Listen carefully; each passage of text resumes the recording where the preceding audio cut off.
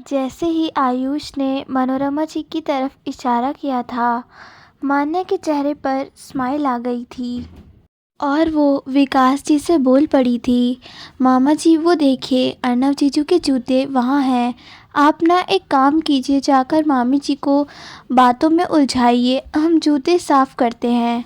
मनोरमा मामी जी के स्टाइल में हेलो हाय बाय बाय करने लगी थी।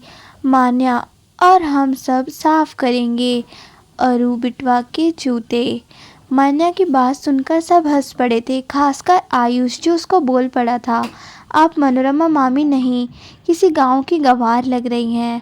आप ना रियली ऐसी भाषा का उपयोग दोबारा मत करना, आपने तो मेरी जान ही निकाल दी थी सीरियसली। आयुष की बात सुनकर मान्या बोल पड़ी थी, आयु तेरा ज़्यादा हो रहा है, तुझे बोला ना वो कर। तू ना जाकर मामी जी के लिए मीठा लखनवी पान ले आ और मामा जी आप तब तक के लिए मामी जी को बातों में लगाएं। बाकी सब मेरे ऊपर छोड़ दें, मैं वहाँ से जूते गायब कर ही लूँगी। ये बोलकर वो तीनों अलग अलग हो गए थे। विकास जी मनोरमा जी के पास पहुँच गए थे। वो जाते साथ ही बोले थे, मैं उम्मीद करता हूँ कि आपको हमारे यहाँ किसी भी तरह की कोई प्रॉब्लम नहीं हो रही होगी। मनोरमा जी ने उनको एक बार ऊपर से लेकर नीचे तक देखा था और बोली थी, हमको कोई प्रॉब्लम नहीं हुई। आप बताएं आप क्यों आए हैं, कहीं आपका कुछ खो तो नहीं गया? अगर ऐसा हुआ है तो भी आप बता सकते हैं मुझे। विकास जी हंसकर बोल पड़े थे, अरे नहीं समधन जी, ऐसा कुछ नहीं है। विकास जी डर गए थे ये सोचकर कि अगर वो गुस्सा हो गई तो सुजाता जी को क्या जवाब देंगे। तभी आयुष आ गया था। विकास जी आयुष को देख बोल पड़े थे, आयु बेटा आप आ गए। थैंक्स बेटा, मैं बस मनोरमा जी से यही पूछने आया था कि कुछ मीठा खाएंगी, लेकिन इन्होंने तो इतना कुछ सुना दिया कि मेरी हिम्मत ही नहीं हुई। मिस्टर चौधरी, आपको सॉरी अगर आपको बुरा लगा हो तो, लेकिन आप अचानक आ गए तो मुझे लगा कि यहाँ अर्नब बेटा के जूते लेने आए। फिर बोलते बोलते वो चुप हो गई थी। अब बताएं आप क्या कर रहे थे, हम आपकी बात को सुन रहे हैं। मनोरमा जी की बात सुनते साथ ही आयु आगे आया था और बोला था, आंटी जी आपके लिए लखनवी स्पेशल पान। वो क्या है ना, मुझे लगा आपको ये पान ज़रूर पसंद आएगा, आखिर आप लखनऊ के जो हैं। मनोरमा जी के चेहरे पर स्माइल आ गई थी और वो उसकी नज़र उतारने लगी थी। हाय बेटा तुम तो बहुत ही अच्छे हो, बिल्कुल हमारे आकाश बेटा की तरह, वो भी हमारा बहुत ध्यान रखता है। विकास जी और आयुष दोनों बातों में लगे ही थे। मनोरमा जी के साथ वो भी उनसे बातें करने में बिजी हो गई थी, लेकिन उनकी नज़र एक पल के लिए भी जूतों पर से हटी नहीं थी। उनका ध्यान बातें करते हुए भी बस जूतों पर ही था, क्योंकि उनको पूरी तरह से शक था कि ये लोग यहाँ ज़रूर जूते के लिए आए हैं। उन्होंने जूतों का पॉलीथिन उठाकर अपने पास ही रख लिया था और आकाश को आवाज़ दी थी, आकाश बेटा जल्दी से यहाँ आना, ये पॉली बैग संभालो, बहुत ही ज़्यादा ज़रूरी सामान है इसमें, अरू बेटे का किसी को मिलने ना पाए। वो क्या है ना, यहाँ ये लड़की वाले घूम रहे हैं, कहीं ये लोग अरू बेटे के जूते ना ले जाएं, तो अपने पास ही रखना, कहीं ऐसा ना हो तेरा ध्यान वो खून भरी टांग, मेरा मतलब है पायल बहू पर ना चले जाए और तू इसको भूल जाए, तो ध्यान रखियो। आकाश मनोरमा जी की बातों को सुन हंसता हुआ चला गया था। ये बोलकर उन्होंने पॉली बैग आकाश को दे दिया था और खुद मज़े से पान एंजॉय करने लगी थी। वहीं विकास जी और आयुष की नज़र तो अभी तक पॉली बैग पर ही थी, जो इस वक्त उनके पास होना चाहिए था। आयुष और विकास जी का भी मुंह लटक चुका था जूते अपने हाथों से निकलते देख, लेकिन वो अभी कुछ कर ही नहीं पा रहे थे। उनका उतरा चेहरा मनोरमा देखते उससे पहले ही दोनों ने अपना चेहरा एकदम से ठीक कर लिया था। मनोरमा जी अब विकास जी से हंसते हुए बोली थी, अब बताइए आप क्या कह रहे थे विकास भाई साहब। विकास जी हंसते हुए बस पान की थाल मनोरमा जी के आगे कर दी थी, जिससे उनको उन दोनों पर शक ना हो। मनोरमा जी ने भी जूतों के जाने के बाद मानो चैन की सांस ली थी और अब आराम से पान खाने लगी थी। अब विकास जी को वहाँ कोई काम नहीं था। तो वो वहाँ से उठकर जा चुके थे। आयुष को साथ लेकर मनोरमा जी उनके मुंह लटकाए जाते देख हंस पड़ी थी और अपने आप से बोली थी, विकास भाई साहब सोचते रहे, हमको मालूम ही नहीं कि वो यहाँ क्यों आए थे, लेकिन मेरे नाम भी मनोरमा है और मैं क्या क्या कर सकती हूँ ये कोई भी जान ही नहीं सकता। मनोरमा जी ये बोलकर दोबारा से अर्नब और खुशी के फेरे को देखने लगी थी, जिनके फेरे हो चुके थे और अब सिंदूरदान की बारी थी। पंडित जी ने सुजाता जी को कहा कि बहन बहन जी, फेरों की रस्म हो चुकी है, अब बारी है सिंदूरदान और मंगलसूत्र की। ये सुनते साथ ही मनोरमा जी उठकर नानी माँ के पास आ गई थी और आते ही पायल को आवाज़ लगाई थी, पायल बेटा वो थाल में सिंदूर की डिब्बी और मंगलसूत्र का डब्बा अरु बेटा के पास ले आओ। पायल ने मनोरमा जी की बात को मानकर वो थाल उठा गया और वो अर्नब के पास आ गई थी और उसको सिंदूर की डिब्बी दी थी और बोली थी, अरु भैया ये सिंदूर है और आज आप खुशी जी की मांग ऐसे भरना कि सारी दुनिया आप दोनों के प्यार को मिसाल दे।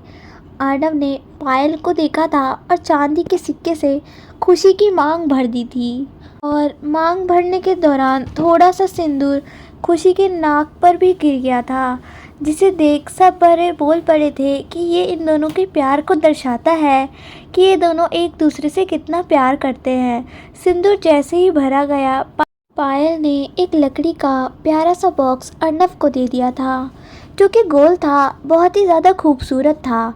उसमें मंगलसूत्र था और सलोनी जी के कड़े थे, जिसे देख मनोरमा जी बोल पड़े थे, अरे दीदी ये तो आपके कड़े हैं और ये तो ख़ानदानी कड़े हैं ना।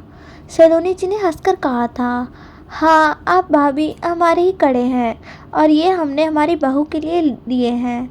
उन्होंने अर्नब से बोला था, अरु ये आपके पूर्वजों का आशीर्वाद है जो उन्होंने आपको और आपकी पत्नी को दिया है।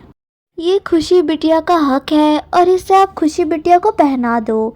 अर्नब ने हंसते हुए वो कड़े खुशी के हाथ में बना दिए थे। अब बारी थी मंगलसूत्र पहनाने की। अर्नब ने खुशी के गले में मंगलसूत्र पहना दिया था। तभी सबको पंडित जी की आवाज़ आई थी कि यजमान शादी संपन्न हो चुकी है। सबके चेहरे पर बड़ी वाली स्माइल आ गई थी और विकास जी ने सलोनी जी ने पंडित को दान दक्षिणा देकर विदा कर दिया था। उन्होंने अर्नब को देखा था और बोली थी, अरु आप और खुशी पहले चलकर अपने पिता का आशीर्वाद ले लीजिए।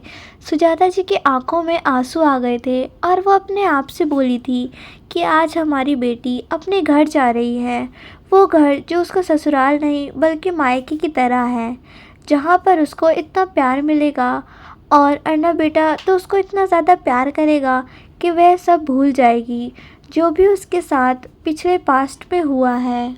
लेकिन खुशी की नज़र तो अपनी माँ के ऊपर थी और वो उनके पास आकर बोली थी, मम्मा अगर आप इस तरह रोएंगी तो हमें अच्छा नहीं लगेगा ना, यहाँ खड़े सब लोगों को अच्छा लगेगा। सुजाता जी खुशी की बात सुनकर चुप हो गई थी और बोली थी, ये आंसू तो खुशी के हैं, आज हम बहुत ज़्यादा खुश हैं कि आज हमारी बेटी सही मायने में एक अच्छे जीवन साथी के साथ अपनी लाइफ में आगे बढ़ चुकी है। हर माँ का एक ही सपना होता है कि उसकी बेटी को ढेर सारी खुशियाँ मिलें और आज मैं वह सपना पूरे होते देख पा रही हूँ। खुशी की आंखों में नमी आ गई थी और वो अपनी मम्मी के गले लग के रोने लगी थी और दोबारा बोली थी कि मम्मी आप चुप हो जाइए, अगर आप इस तरह रोएंगी ना तो हम जा नहीं पाएंगे।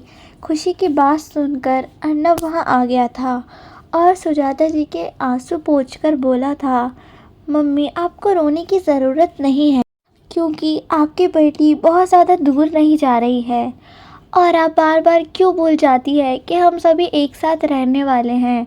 वही मान्या अभी तक आकाश के पीछे पीछे घूम रही थी। उसे किसी भी तरह बस एक मौका चाहिए था कि वे किसी भी तरह से आकाश के हाथ से पॉली बैग ले ले। अब वह मौका उसको मिल ही गया था। जैसे आकाश की नज़र पायल पर पड़ी थी, वो उसके पास पहुंच गया था और पॉली बैग उसने वहीं एक चेयर पर रख दिया था। मान्या ने जैसे ही ये देखा था, उसने जाकर वो पॉली बैग उठा लिया था और वहाँ से गायब हो गई थी। लेकिन अर्नब के जूते को यूं उठाना इतना आसान ही नहीं था। जैसे ही मान्या वहाँ से पीछे की ओर पलटी थी, किशुंक उसके सामने आ गया था और आते ही बोला था, होने वाली बीवी जी, यह बात तो गलत है। अभी तक आप हमारी बीवी नहीं हुई हो, वरना मैं खुद अरु के जूते आपको दे देता।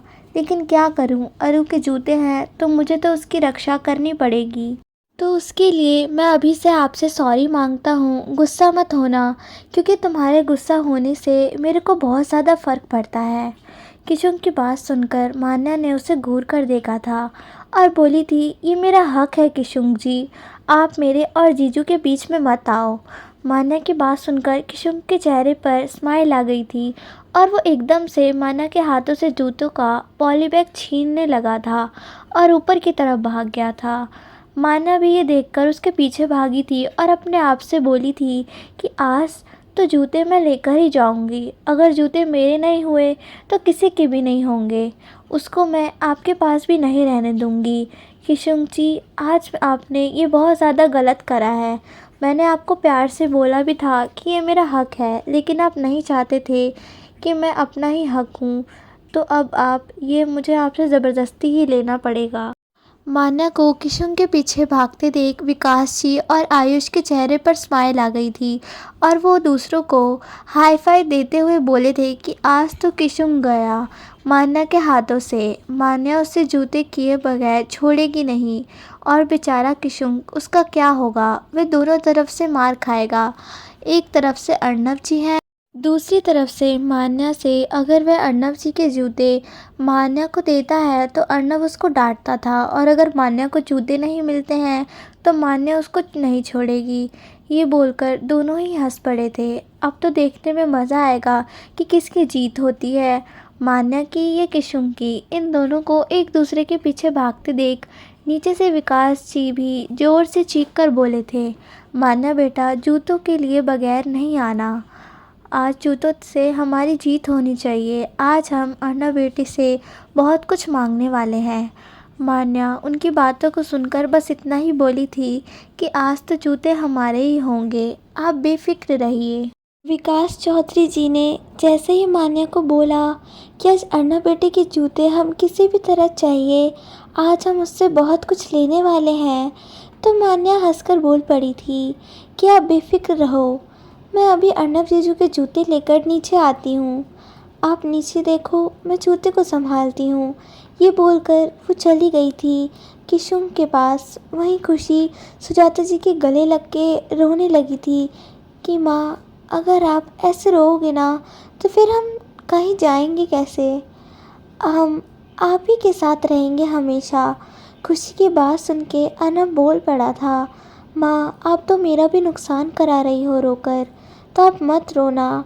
सुजाता जी अर्नब की बातें सुनकर हंस पड़ी थी और बोली थी, कहीं कोई आपसे आपकी खुशी को दूर लेकर नहीं जा रहा है जमाई जी, वो आपके साथ ही है। जाएगी, लेकिन क्या करे, माहौल ही ऐसा हो जाता है ना कि ना चाहते हुए भी हर माँ की आंख में आंसू आ जाते हैं। वहीं दूसरी तरफ मान्या और किशुंक एक दूसरे के पीछे से, और मान्या किशुंक के पीछे भाग रही थी। उसको बस एक मौका चाहिए था। वो किसी भी तरह से पॉली बैग एक बार किशुंक के हाथों से ले ले, और ये मौका से मिल भी गया था। अचानक ही आयुष कहीं से आ गया था और उसने किशुंक के हाथों से पॉली बैग छीन लिया था और उसे मान्या की तरफ फेंक दिया था, और मान्या ने भी भागकर बैग उठा लिया था। उसने देर नहीं करी थी और जल्दी से नीचे की तरफ भाग निकली थी, लेकिन किशुंक अब उसके पीछे भाग रहा था और वो किसी भी तरह से पॉली बैग मान्या के हाथों से लेना चाहता था। लेकिन मान्या भी ज़िद में थी और वो किशुंक को किसी भी तरह से पॉली बैग नहीं देना चाहती थी, इसीलिए वो बिना देखे ही आगे भाग रही थी और उसने ध्यान ही नहीं दिया और वो कुर्सी से टकराकर गिर गई थी। ऐसे ही मान्या कुर्सी से टकराकर नीचे गिरी, पीछे से आता हुआ किशुंक भी उसके ऊपर गिर पड़ा था। वो भी अपने आप को संभाल ही नहीं पाया था। किशुंक मान्या की आंखों में खो गया था, जो अपनी बड़ी बड़ी आंखों से उसे घूर रही थी, और उसके बाल उसके होठों पर आ गए थे, जिसे किशुंक ने बड़े प्यार से अपने हाथों से पीछे किया था और बोला था कि ये तो बड़ी नाइंसाफ़ी है। मान्या ने किशुन की बातों को सुनकर उसको घूरा था और बोली थी, आप शायद भूल जाते हैं कि हम दोनों की सगाई हो चुकी है। हम दोनों की शादी भी बहुत जल्द होने वाली है और ऐसे में मुझे एक जूते नहीं उठाने दे सकते। ये आपको बात गलत नहीं लगती किशुन जी? आप तो अभी से मेरी बातों पर नहीं मान रहे हो, तो शादी के बाद तो पता नहीं मेरी बातों को मानोगे। उसकी इस बात को सुनकर किशुन हंस पड़ा था और बोला था, होने वाली बीवी जी, ये सब ब्लैकमेल मेरे साथ तो मत करो। बात तो आप भी अच्छी तरह जानती हो कि मैं आपसे कितना ज़्यादा प्यार करता हूँ।